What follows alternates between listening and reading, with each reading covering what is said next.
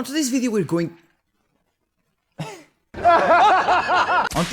gonna test AFMF 2.1, a thing that a lot of people have been asking. And in case you don't know what AFMF is, it is AMD's own technique of frame generation outside of the game engine. Imagine that you're playing Helldivers 2 or Kingdom Come Deliverance 2, both games that do not support frame generation, and it doesn't really matter. You just go to the AMD software, and if you have an RX 6000, 7000 or 9000 series, it will appear there, ready to be enabled. And by the way, it also works in the most recent iGPUs, like the ones presented on some mini computers, like the Radeon 780M, and in some Ryzen 8000 series, like the Ryzen 8600G, 8500G, 8700G, that also feature, for example, the Radeon 780M, 760M, and so on, so on, so on.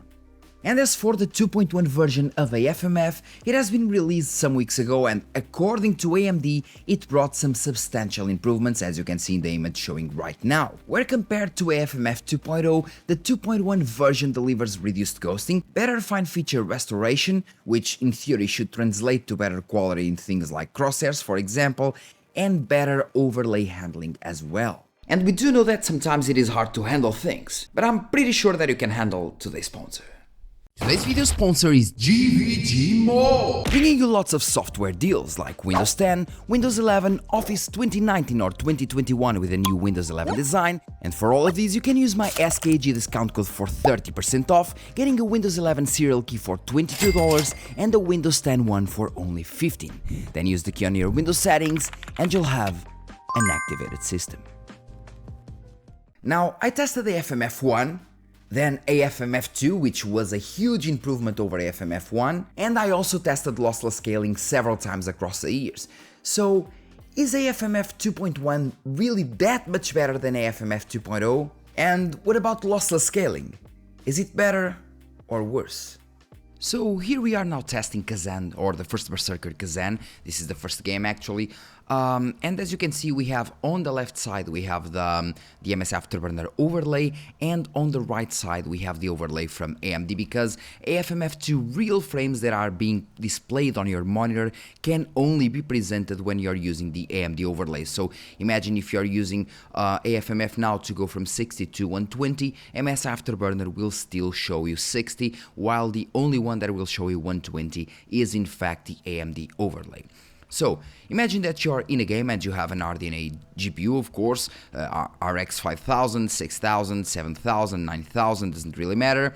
It is what it is, it works on these GPUs, and all you have to do firstly is press Alt plus R, which will open the AMD software, basically inside the game, kind of inside the game. Then you have AMD Fluid Motion Frames 2.1, just enable it, and as you can see it will show active. And by the way, in terms of search mode and performance mode, I always prefer to go for high and quality. It just works much better. Now you press Alt plus R once again, you go into the game, and as you can see, the MS Afterburner shows 54 FPS, while the FPS on the AMD overlay show 108, meaning that the base frames that we have are 54, and alongside the generated ones, the amount that we have, or the number that we have, is 107. And as you can see, we have 11 milliseconds of frame generation input latency, which honestly is not that bad. In terms of latency, I believe, as of now, that AFMF is better than lossless scaling. But in terms of quality, yeah, it just lacks. And remember that with frame generation, the higher your frame rate, or the higher your base frame rate, the better it will be in terms of image quality. And by the way, for example, if we look at the base frame rates, we had around 60, I would say, then we went down to 54, so we lost 4 base frames in order to generate the remaining ones. In this case, again, now from 54, 55 to 109, 110. Now, in terms of quality, I don't have a recording card, and people asked me before about that, but yeah, I bought some recording cards before, and I had a bad experience. Maybe I need to try one more for a good recording card. But as you can see in the camera recording right now, for example, if you look at the horns, we still have a lot of image problems, or I should say it like motion artifacts. For example, look at the horns, motion artifacts all the way along. And yeah, I gotta just... And now Yep, is down. And if we look, for example, at the crosshair, I guess I have to kill some beasts in order to have the crosshair here. Yeah. So, for example, now that we have the crosshair, let me just go back. As soon as I activate the crosshair, as you can see, moving it around doesn't bring as many motion artifacts as we had before with AFMF 2.0, but still they're there. For example, in some instances, as you can see, yeah, we have the motion artifacts there.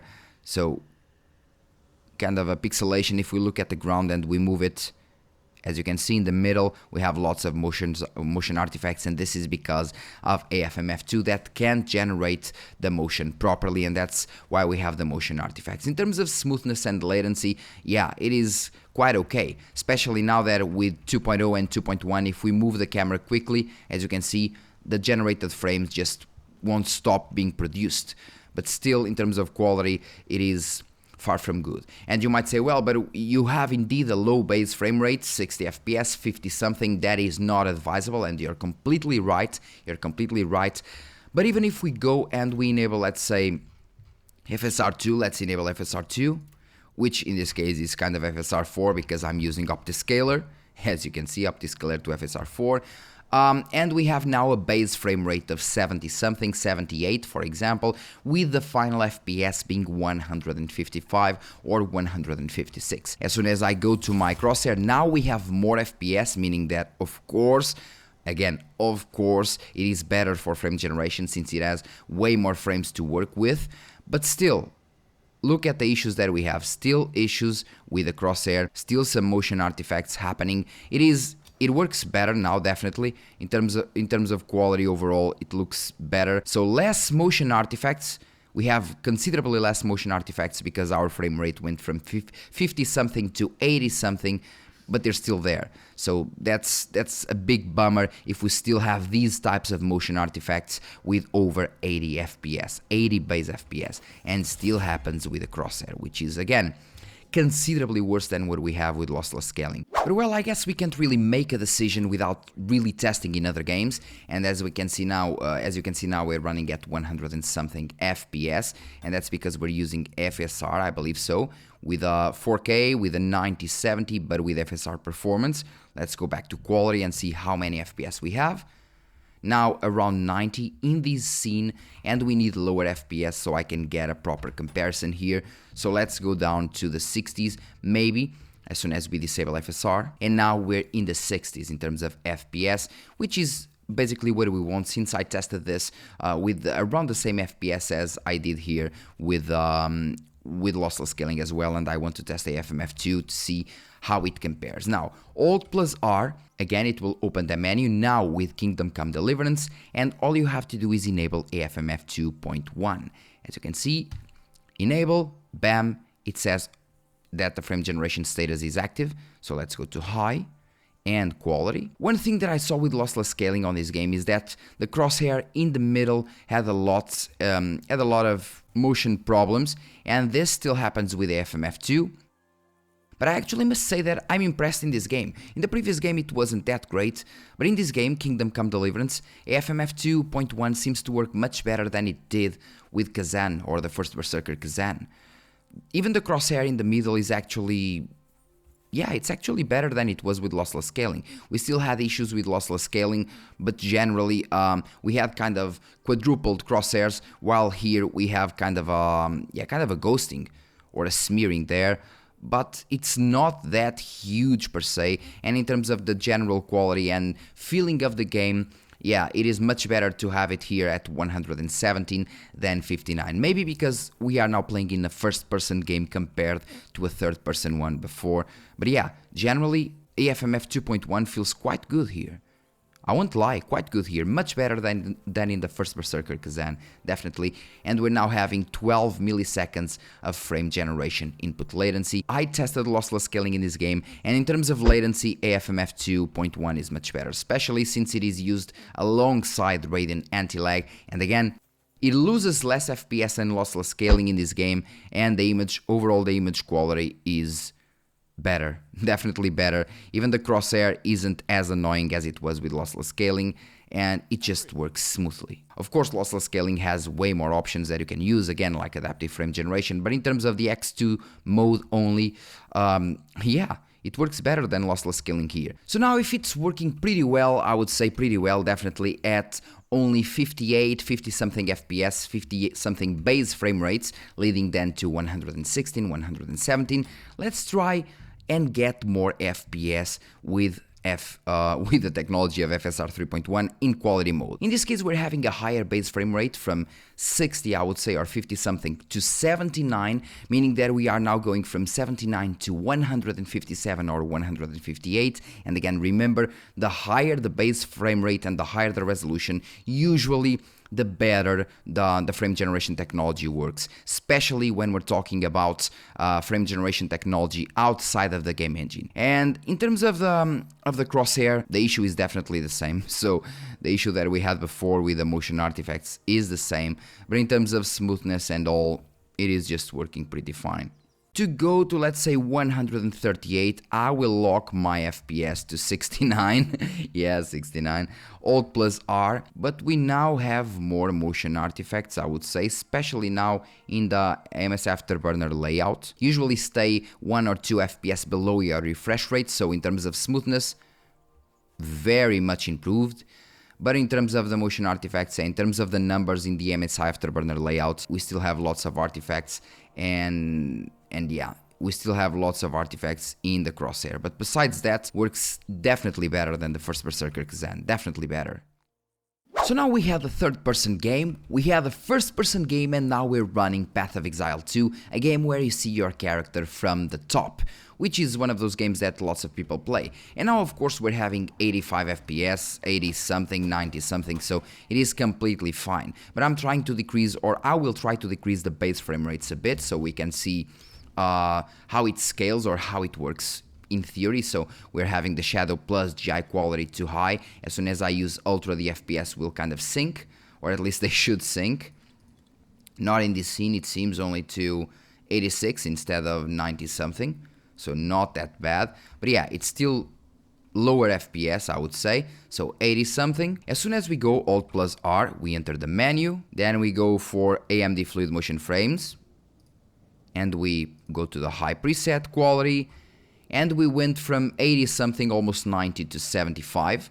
So we decreased the FPS a lot, but at the same time we are going to 152, 153, so we are doubling our base frame rates now. In this type of game, I haven't noticed many artifacts, but again, it's a dark scene, so many things might happen.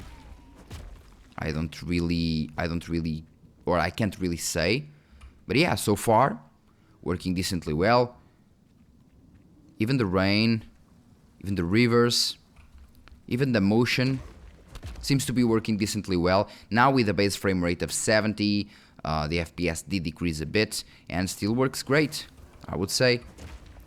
So it worked decently well in the first Berserker Khazan, but still not great, I would say. In Kingdom Come Deliverance, it kind of worked better than in the first Berserker Khazan, and in Path of Exile seems to work even better, delivering that extra smoothness, but again, you'll have a drop in your base frame rates, and yeah, it's kind of a trade. You still have 9 milliseconds of frame generation input latency, but it works. It is actually working quite well. Let me see. Yeah, 138 as it should be, so smoothness wise it is better. Now let's go and, for example, lock the frames to something like, instead of using anti-lag, we're going to use chill, to something like 68 or 60. Let's try 60 to see how it goes quality-wise. For example, if you're having only 60 frame generation lag now to 10 milliseconds, which is not that much, and to see quality-wise how it goes from 60 to 120. And again, it is going pretty smoothly. Oh, now this is a boss. Great. Oh, I need to dodge. So far so good. I can't really say that this is bad. From 60 to 120, it works pretty decently. I'm not gonna lie to you, it works pretty decently. No issues whatsoever. So let's try and actually disable it. Yeah, we're now at base 60. And definitely we have lower smoothness. It is not that bad in one of these games where we see the character from the top. But again, yeah, let me see, for example, the animations. Bam, bam, okay. Let me now see the animations with AFMF 2.1. Yeah, definitely smoother. Definitely smoother with AFMF 2.1. And yeah, I can definitely say that in terms of quality, it's pretty fine in Path of Exile 2. It won't work this well in all games, and I believe that quality-wise, lossless scaling is still better quality-wise overall, especially overall, but AFMF 2.1 proves to work very nice in some games. Again, not all games, but some games. Some games, for example, in this game, even the MSI overlay works decently well, as you can see. No big glitches, no big issues, but in games like Kingdom Come Deliverance, it will suffer. And in games like, let's say, the first one that we tested, the first Berserker Khazan, with the pointy horns and many other things, yeah, it won't work properly as well, so you need to be cautious about that. Yeah, but overall, it's great. I mean, it's free. If you have an AMD card, you can just use it and it will work. And the higher the base frame rates, the better it will work generally.